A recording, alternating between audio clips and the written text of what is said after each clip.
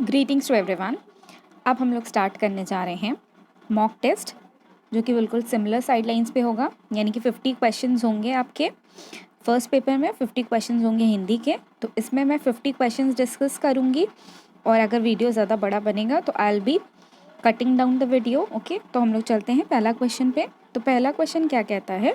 पहला क्वेश्चन कहता है कि 1902 में किस वायसरॉय के अंतर्गत इंडियन यूनिवर्सिटी कमीशन की स्थापना हुई? तो कौन था उस टाइम में जब इसको ट्रेस कर देते हैं, इंडियन यूनिवर्सिटी कमीशन आया? कौन था? Lord Curzon. ठीक है, तो कर्जन के बारे में आपने सुना होगा कि कर्जन का बहुत बड़ा योगदान रहा है इंडियन एजुकेशन में, हमारी शैक्षिक एजुकेशन में। तो इसमें क्या है कि कर्जन का इसलिए करेक्ट होता है कर्जन। अब नेक्स्ट है, हमें बताना है असहयोग आंदोलन के बारे में। असहयोग आंदोलन के रिजल्ट्स क्या क्या थे? तो मैं स्टेटमेंट्स बोलूँगी, आपको ध्यान रखना है।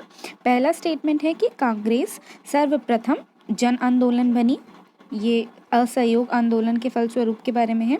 दूसरा है कि हिंदू मुस्लिम की एकता में वृद्धि हुई। तीसरा है कि जनता के मन में ब्रिटिश शक्ति का भय हट गया, ये थर्ड है। और फोर्थ है कि ब्रिटेन की सरकार को राजनीतिक रियासतें देने को राज़ी हो गई। ठीक है, तो ब्रिटेन की सरकार भारतीयों को राजनीतिक रियासतें देने के लिए राज़ी हो गई, फोर्थ है। तो इसमें क्या है कि ये चारों ही स्टेटमेंट्स आपके सही हैं। फिर थर्ड क्वेश्चन क्या कहता है कि वो प्रांत जहाँ पर 1937 के आम चुनाव के बाद भारतीय राष्ट्रीय कांग्रेस ने अपनी सरकार नहीं बनाई, कहाँ पर नहीं बनाई? तो बिहार में बनाई थी। ठीक है, बिहार में बनाया था, मद्रास में भी बनाया था, और उड़ीसा में भी बनाया था। कहाँ नहीं बनाया था? बंगाल में नहीं बनाया था। तो क्वेश्चन था कि कहाँ नहीं बनाया था 1937 के चुनाव के बाद? तो वो क्या था? बंगाल था। अब नेक्स्ट क्वेश्चन है कि निम्नलिखित में से कौन आईएनए अधिकारी कैप्टन पीके सिंघल, कैप्टन शहनवाज खान तथा कैप्टन जीएस ढिल्लों के मुकदमे में उनके बचाव पक्ष में आए? तो इसका क्या आपके ऑप्शंस हैं? ऑप्शंस, सबसे पहला ऑप्शन बताती हूँ मैं। भूला भाई देसाई, मदन मोहन मालवीय, डॉक्टर सैफुद्दीन कुचलू, गणेश वासुदेव मावलंकर। तो इसका आंसर है आपका भूला भाई भूला भाई देसाई। इसका आंसर है भूला भाई देसाई। नेक्स्ट क्वेश्चन है कि भारत के संविधान सभा की अंतिम बैठक सही तिथि बताइए। तो सही तिथि कब थी? 24 जनवरी को, जिस दिन कुछ लिखा नहीं गया, कुछ भी चेंज नहीं हुआ। 24 जनवरी को सब लोग मिले थे। क्यों मिले थे? सिर्फ और सिर्फ साइन करने के लिए। तो इसी को क्या बोला जाता है? आखिरी बैठक बोला जाता है। अब नेक्स्ट क्वेश्चन है कि भारत संविधान में किसका सर्वाधिक ऋणी है? मतलब सबसे ज़्यादा, जो हमारा इंडियन कॉन्स्टिट्यूशन है उसमें सबसे ज़्यादा मतलब कि किस कॉन्स्टिट्यूशन से या किस एक तरीके से किस पेपर से सबसे ज़्यादा लॉज लिए गए हैं? तो इसका आंसर आपको सभी को पता होना चाहिए कि ये जो आपका इंडियन चार्टर एक्ट था, जो चार्टर एक्ट आया था 1935 में, जो चार्टर एक्ट आया था 1935 में, सबसे ज़्यादा जो आपका लिया गया है लॉज जो लिए गए हैं हमारे कॉन्स्टिट्यूशन में, वो 1935 government of India act, basically ये था GOI एक्ट 1935। अब नेक्स्ट बात आती है स्केड्यूल्स के बारे में। तो मैं आपको बता दूं कि मैंने स्केड्यूल से रिलेटेड एक पूरी डेडिकेटेड वीडियो बनाई है, आप प्लेलिस्ट में जाके चेक कर सकते हैं। स्केड्यूल से रिलेटेड बनाया है और इसमें मैंने आपको ट्रिक्स भी बताए हैं, सो दैट आपके दिमाग में बैठ जाएगा स्केड्यूल से रिलेटेड। तो स्केड्यूल ही से रिलेटेड हमारा नेक्स्ट क्वेश्चन है। अब इसमें क्या कहता है कि भारत के संविधान की किस अनुसूची के अधीन जनजातीय भूमि का खनन के लिए निजी पक्षकारों को अंतरण, अकृत और शून्य घोषित किया जा सकता है? तो ये किस अनुसूची के अंदर आता है? ये 5th शेड्यूल के अंदर आता है। अब नेक्स्ट क्वेश्चन है कि भारत संविधान के 13वें अनुच्छेद यानी कि 13th कॉन्स्टिट्यूशनल अमेंडमेंट का मुख्य उद्देश्य निम्न में से किसके संबंध में संविधान की सर्वोच्चता सुनिश्चित करना है? तो जो 30th कॉन्स्टिट्यूशनल अमेंडमेंट आया था उसके अंडर फंडामेंटल राइट्स के बारे में बताया गया था कि फंडामेंटल राइट्स आपके सर्वोपरि हैं। अब नेक्स्ट आपका जो क्वेश्चन है वो आर्टिकल 21 से रिलेटेड है। आर्टिकल 21 बताइए क्या है। आर्टिकल 21 है राइट टू लाइफ से रिलेटेड, और इसी के अंदर आपके बहुत सारे सब आर्टिकल्स भी आते हैं। राइट टू एजुकेशन आपका आर्टिकल 21 के अंदर आता है। ये सारी चीज़ें आपको ध्यान रखनी चाहिए। तो इसमें क्या क्वेश्चन पूछ रहा है, इसमें क्वेश्चन पूछ रहा है भारतीय संविधान के अनुच्छेद 21 का उल्लंघन होता है यदि, कई कंडीशंस दी हैं तो कंडीशंस ध्यान से सुनिएगा। अभियुक्त पर मुकदमा चलाने में राज्य असाधारण विलंब करता है, किसी प्रमाणित पागल को कारावास का दंड दिया जाता है, किसी नागरिक का पासपोर्ट अनिश्चित काल के लिए जब्त कर लिया जाता है। तो ये तीनों ही कंडीशन में क्या होगा, ये जो आर्टिकल 21 है यानी कि राइट टू लाइफ, जीवन का अधिकार, ये इसका क्या होगा, हनन होगा। तो ये सभी, इसका आंसर क्या होगा, उपयुक्त सभी का उल्लंघन होता है। नेक्स्ट क्वेश्चन क्या है कि भारतीय राजनीतिक व्यवस्था में कार्यपालिका डैश के अधीन रहकर कार्य करती है।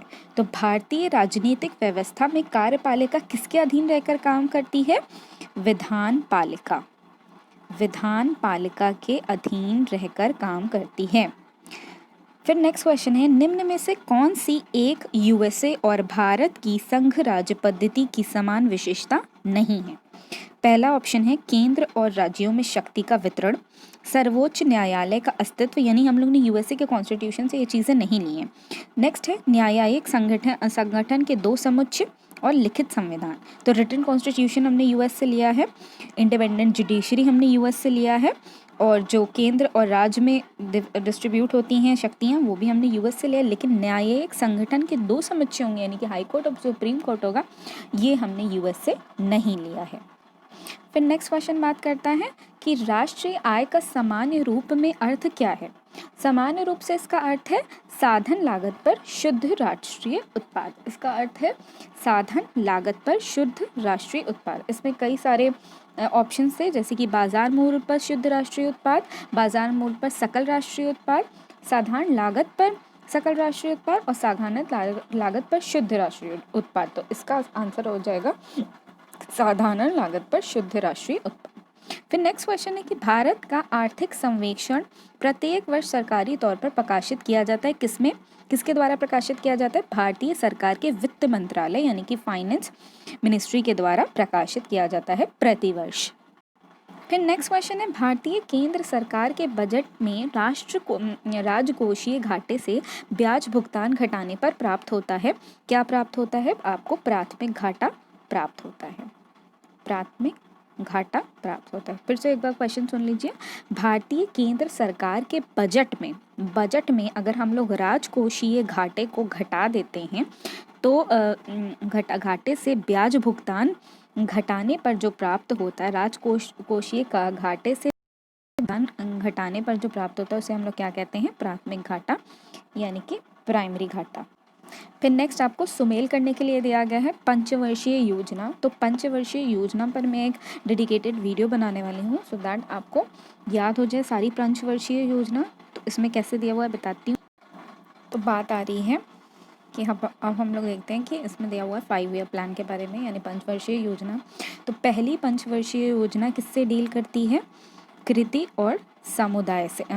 और समुदाय विकास से डील करती है। दूसरी पंचवर्षीय योजना डील करती है भारी उद्योग से यानी कि हैवी इंडस्ट्रीज से। और पांचवी डील करती है आपकी गरीबी हटाने से लेकर यानी कि पॉवर्टी को रिमूव करना है। और जो नवीं पंचवर्षीय योजना है वो डील करती है खाद्य सुरक्षा एवं महिला सशक्तिकरण से यानी कि फूड सिक्योरिटी के बारे में बात हो रही है और बात हो रही है विमेन एम्पावरमेंट की। ये कब हुआ, ये 9th 5 ईयर प्लान में इसकी बात की गई। फिर नेक्स्ट क्वेश्चन है आपका कि माही सुगंधा किस फसल की प्रजाति है। तो ये प्रजाति है आपकी धान की। नेक्स्ट क्वेश्चन है प्रधानमंत्री मुद्रा योजना का क्या लक्ष्य है। तो लघु उद्यमियों और औपचारिक वित्तीय प्रणाली में लाना। लघु उद्यमियों जो है मतलब कि जो MSMEs की बात होती है, जो MSMEs हैं उनको कहाँ पे लाना, उनको फॉर्मली फाइनेंस सेक्टर में लाना, यही मुद्रा योजना का क्या है, लक्ष्य है। फिर नेक्स्ट है 33 क्वेश्चन। इसमें नेक्स्ट क्वेश्चन है कि 2011 की जनगणना के अनुसार उत्तर प्रदेश की जनसंख्या भारत की कितनी प्रतिशत है। तो ये तो बहुत पेट क्वेश्चन है और ये बहुत एग्जाम में पूछा भी जाता है। कितनी परसेंट थी, ये 16.5% थी। फिर नेक्स्ट क्वेश्चन है 2011 की जनगणना के अनुसार निम्नलिखित में से किस राज्य में विगत दशक में सबसे कम जनसंख्या वृद्धि हुई? सबसे कम जनसंख्या वृद्धि किस में हुई थी? सबसे कम जनसंख्या वृद्धि हुई थी नागालैंड में। उसके बाद नेक्स्ट क्वेश्चन है कि 2011 के अनुसार निम्नलिखित राज्यों में से किस शिशु मृत्यु दर सबसे कम थी? तो केरल की सबसे कम थी। ठीक है, केरल की सबसे कम थी। इसके अलावा जब मैं करंट अफेयर्स का वीडियो स्टार्ट करूँगी तो मैं आपको 2011 के बाद भी बहुत सारे ऐसे डेटा हैं अभी जो लास्ट ईयर कुछ में रिपीट किया गया है, जो कि नेशनल सैम्पल सर्वे है। नेशनल सैम्पल सर्वे से भी आपको पढ़ना बहुत इंपॉर्टेंट है, क्योंकि उसमें बिल्कुल लेटेस्ट डेटा आपको मिलता है। और अब ये जो डेटाज़ हैं वो काफ़ी चेंज हो गए। ये 2011 के 2011 तो पेट है, वो पूछते हैं वो, क्योंकि कुछ सालों में उन्हें ख़त्म ही करना है। 2021 में नए सेंसस आ जाएंगे तो उनको उसको ख़त्म करना रहेगा। तो 2011 के जितने भी बचे हुए क्वेश्चन हैं वो कोशिश करेंगे कि जल्दी से जल्दी पूछ लिए जाएँ। तो इस वीडियो में इतना ही। नेक्स्ट वीडियो में आप हमारे साथ बने रहिए। वीडियो लाइक करिए, शेयर करिए, सब्सक्राइब करिए and have a good day, stay blessed.